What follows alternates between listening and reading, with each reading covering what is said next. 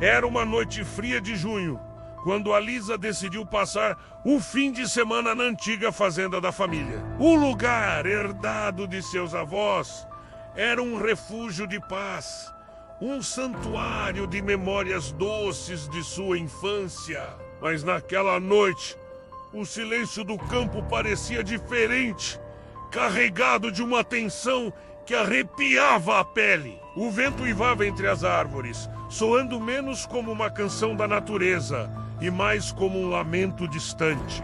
Alisa estava na cozinha, preparando um chá, quando ouviu o primeiro som estranho. Parecia um galho se quebrando lá fora, mas foi seguido por um arrastar lento e pesado. Curiosa, ela espiou pela janela. A lua cheia banhava a propriedade com uma luz pálida, revelando a silhueta solitária do velho espantalho no meio do milharal. Seu avô o havia construído décadas atrás, com roupas velhas e um chapéu de palha puído. Ele sempre estivera lá, um guardião silencioso das colheitas. O som de arrastar continuou, mais próximo agora. Alisa trancou a porta da frente, o coração começando a bater mais rápido. Ela tentou se convencer de que era apenas um animal, talvez um gambá ou uma capivara perdida. Mas o som era ritmado, pesado demais. Era como se alguém estivesse arrastando algo com grande dificuldade. Ela subiu para o quarto no segundo andar, de onde tinha uma visão melhor do terreno.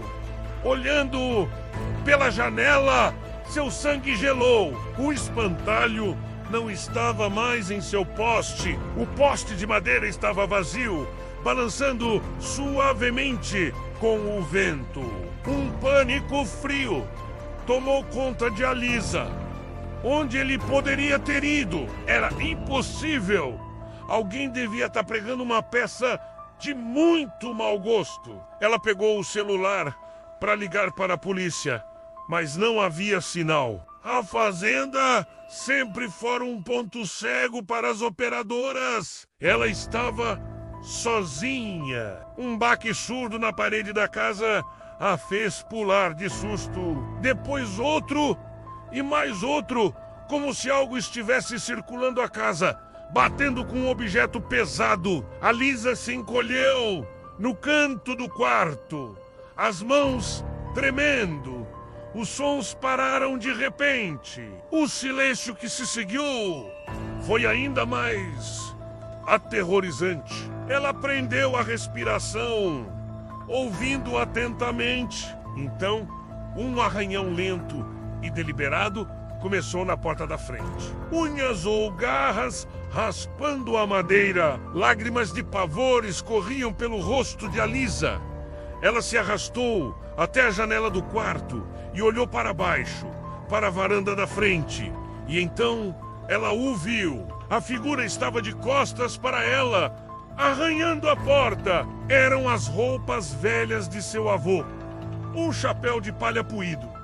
Era o espantalho, mas ele não estava recheado de palha. Ele se movia com uma lentidão grotesca, seus membros se contorcendo de forma antinatural. A criatura parou de arranhar e lentamente virou a cabeça, como se sentisse o olhar de Alisa sobre ela. O rosto não era o saco de estopa com olhos de botão que ela se lembrava. Sob a aba do chapéu havia um rosto humano, pálido e decomposto, com olhos vazios que pareciam buracos negros. A boca estava costurada com um fio grosso e escuro, mas um sorriso hediondo se formava sob as suturas. Alisa soltou um grito abafado, caindo para trás, longe da janela. O som do arranhão na porta se transformou em batidas violentas, cada vez mais fortes, fazendo a casa inteira tremer. Desesperada, ela correu para o quarto dos fundos, que tinha uma pequena varanda sobre o telhado da cozinha. Era sua única chance. Com as mãos trêmulas, ela abriu a porta de vidro e saiu para o frio da noite. A criatura agora batia na porta da frente com uma fúria selvagem. A Lisa pulou do telhado para o chão macio do jardim. A queda machucou seu tornozelo, mas a adrenalina a fez ignorar a dor. Ela correu, mancando, em direção ao celeiro, onde guardava o velho trator do avô. Dentro do celeiro escuro, o cheiro de feno e terra úmida a envolveu. Ela tateou na escuridão em busca das chaves, que sempre ficavam penduradas em um prego ao lado da porta. Seus dedos encontraram o metal frio. Quando ela se virou, a grande porta dupla do celeiro se abriu com um rangido assustador. A silhueta do espantalho se recortou contra a luz da lua. Ele estava parado ali, imóvel, a cabeça inclinada para o lado, como um predador estudando sua presa. A Lisa não esperou. Ela pulou no trator, girou a chave. O motor tossiu, falhou. Ela tentou de novo, rezando. O motor protestou, mas finalmente pegou, com um rugido que quebrou o silêncio da noite. Sem pensar, ela acelerou, lançando o trator pesado em direção à figura. O espantalho não se moveu. Houve um impacto nauseante, um som de ossos e tecido se partindo. A Lisa não olhou para trás. Ela atravessou a cerca de madeira e acelerou pela estrada de terra, sem diminuir a velocidade. Ela dirigiu por quilômetros até que as luzes de uma pequena cidade apareceram no horizonte. Só então ela parou, tremendo incontrolavelmente, o rosto banhado em lágrimas. A polícia foi chamada, mas quando voltaram à fazenda, ao amanhecer, não encontraram nada. Não havia sinais de arrombamento, nem corpo, nem vestígios do espantalho. O poste no milharal continuava vazio. A única evidência era a frente danificada do trator e os rastros de pneu atravessando a cerca. A Lisa nunca mais voltou para a fazenda. Ela vendeu a propriedade por uma fração de seu valor, apenas para se livrar das memórias. Anos se passaram. Ela se mudou para a cidade, tentou reconstruir sua vida, mas os pesadelos nunca a abandonaram. A imagem daquele rosto costurado a assombrava todas as noites. Certo dia, arrumando caixas antigas que trouxera da casa, ela encontrou um diário de sua avó.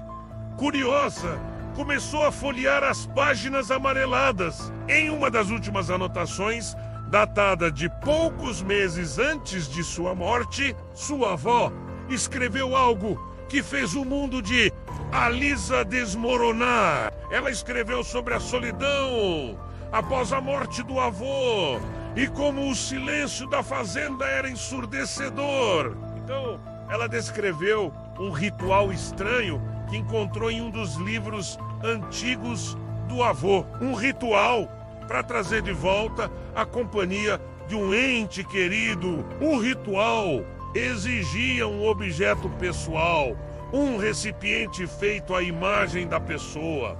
E, o mais terrível, um sacrifício. A avó escreveu que usou as roupas velhas do marido para vestir o espantalho, mas não teve coragem de concluir o ritual. Ela apenas o deixou lá, no milharal. Na última linha, com a caligrafia trêmula, estava a frase que selou o destino de Alisa. Eu não consegui fazer, mas sinto que ele espera. Ele só precisa de um último ingrediente para despertar. Ele precisa do sangue de nossa linhagem. Naquela noite de junho, ao pular do telhado e machucar o tornozelo, Alisa não percebeu o rastro de sangue que deixou no chão do jardim. Um rastro que levou diretamente para o celeiro. Ela não fugiu do espantalho. Ela o despertou e, em algum lugar, no silêncio daquela fazenda abandonada, a criatura com o rosto de seu avô agora caminha, completa, esperando pacientemente o dia em que sua neta voltará para casa.